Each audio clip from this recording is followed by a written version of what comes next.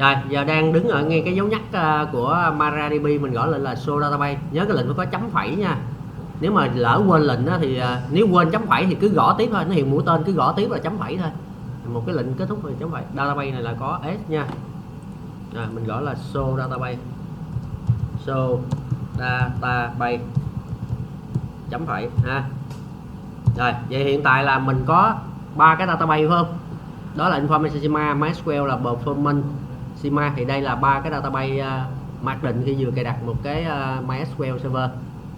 Rồi, còn lệnh mà gõ lỡ quên chấm phẩy thì sao? Đó thì nó ra mũi tên thì không có gõ lại mà mình gõ tiếp chứ đừng có gõ lại. Tức là gõ tiếp thì nó sẽ nối tiếp với lệnh đó cho mình thôi. Thì nó sẽ tiếp tục nó hiện ra cho mình thôi chứ đừng có gõ lại mất thời gian. Tức là mình sẽ gõ tiếp ha. Rồi thì nó sẽ tiếp tục nó nối cái dấu chấm phẩy vô thôi. Rồi đó là cái cách gõ lệnh nha. Đây đó là lệnh đầu tiên mình cần học, đó là show database ha. Show database. Rồi nó ok không? Rồi còn lệnh exit là lệnh dùng để làm gì? Thoát khỏi MySQL ha. Gõ exit chấm gì? Exit chấm phẩy ha. Rồi vậy mình đã về lại dấu nhắc. Đó là lệnh dùng để thoát khỏi database. Đó là lệnh exit ha. Rồi giờ để đăng nhập vô lại, thì mình gõ lại là MySQL trừ U ha, rồi root là user, rồi trừ B, rồi nhập password vô ha để mình đăng nhập vô lại.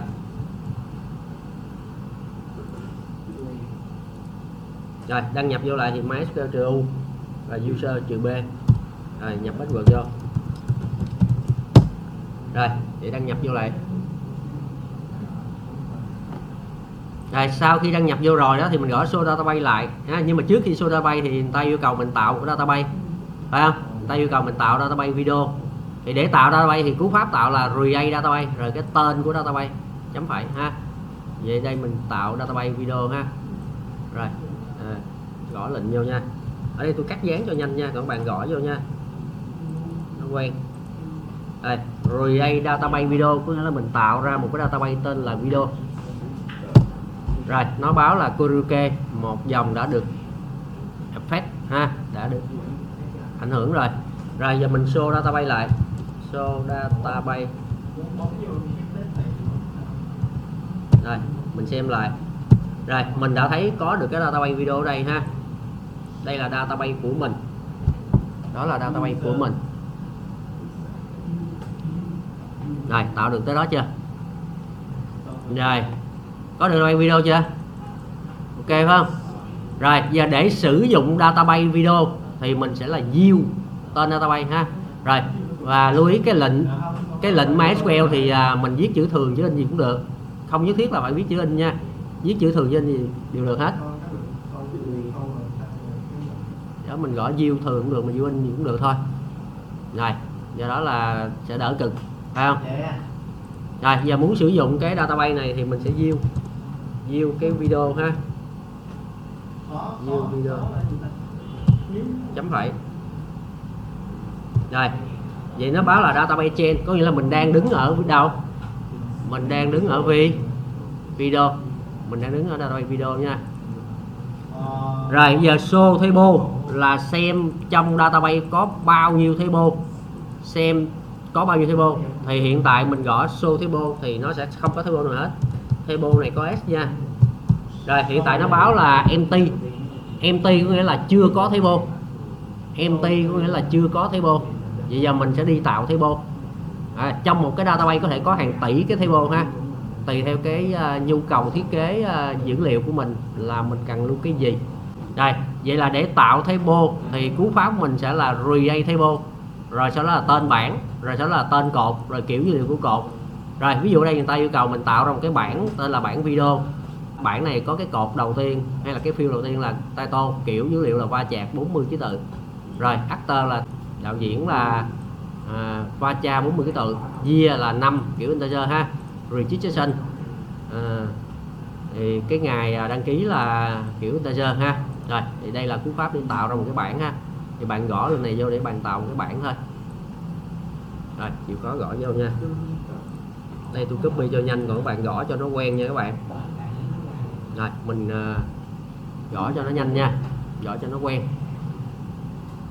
Rồi vậy tới đây nó báo là query ok, có nghĩa là đã tạo xong cái bản video. Vậy làm sao biết cái bản này có tạo hay không thì gõ show table lại. Rồi mình đã thấy được có cái bản video ha. Trong cái database video sẽ có một cái bản video.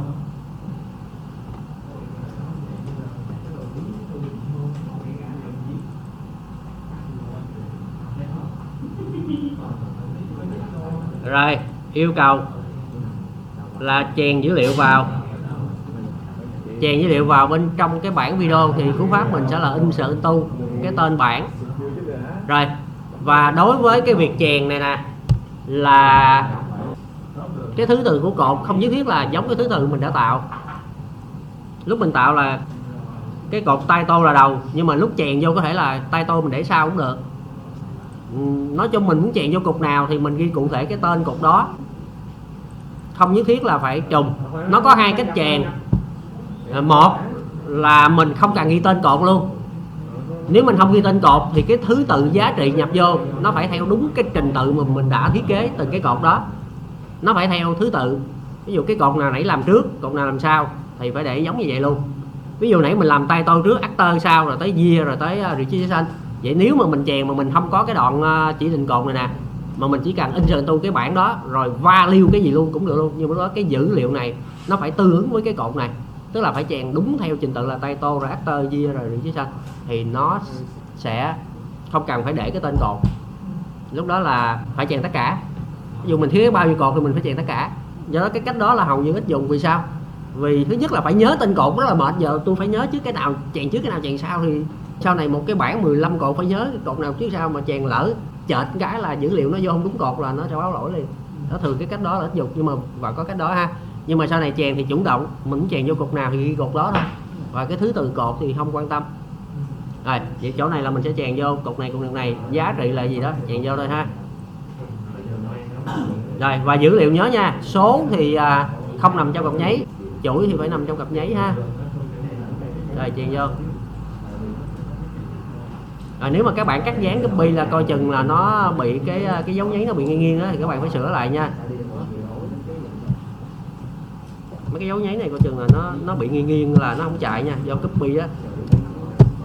Nếu có copy bỏ vô thì mấy cái dấu nháy này các bạn phải sửa lại ha. Vì cái chuỗi thì phải nằm trong cặp nháy.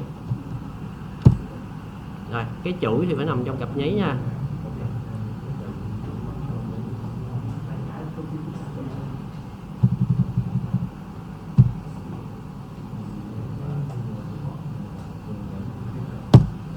Rồi nó báo query ok ha, 1 giờ 10 phép. Rồi gọi lại link cũ, sửa dữ liệu lại thôi. Chèn vô cái thằng số 2 ha. Ở đây người ta yêu cầu mình chèn vô cái dữ mẫu là số 2 phải không? Rồi chịu khó chèn dữ liệu mẫu gì vô nha. Thằng số 2 là Retty Woman. Retty Woman. Yêu cầu là chèn 4 thằng để có dữ liệu mẫu để làm nha. Retty Woman. Actor, tác giả là Julia Roberts gì đó. Chèn vô.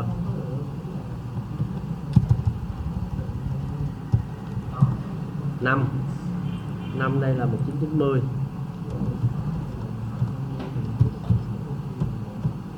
Rồi một mẫu tin nữa ảnh hưởng, 2 mẫu phải không? Giờ lên mẫu số 3. Các bạn chỉ gọi là định cũ, các bạn chèn thôi cho nó nhanh. Rồi sửa dữ liệu thôi. Mẫu tin số 3. Mẫu tin số 3 thì sửa value lại là 3 nha. Tên. Title là gì? Chèn vô. Rồi title là gì? Chèn vô. Rồi actor tên gì? Chèn vô. Sửa dữ liệu đó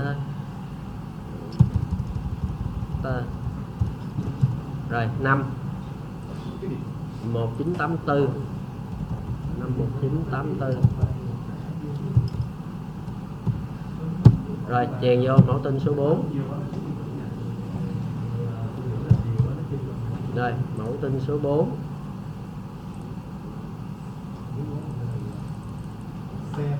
Juric Bass. Mẫu tin số 4.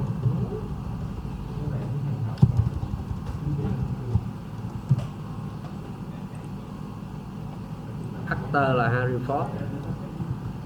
Rồi.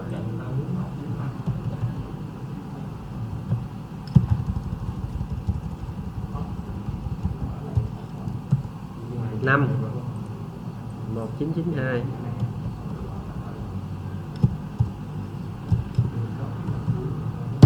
Rồi, vậy mình có tổng cộng là 4 mẫu tin được chèn vào bên trong cái bản video ha. Có được 4 mẫu tin chèn vào bên trong bản video. Rồi, giờ để kiểm tra các mẫu tin này mình gọi là select sound ha, run video, có nghĩa là mình chọn tất cả các cột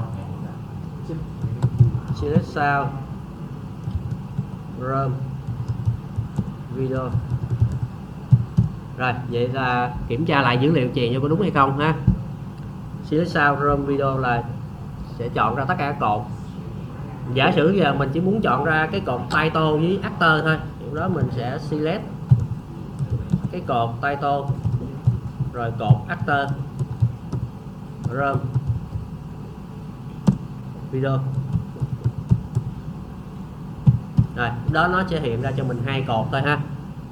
Vậy là sau là hiện tất cả các cột, còn muốn chọn cột nào, select là lấy ra hay là chọn ra, nói chung mình gọi là lấy ra đi cho nhanh ha.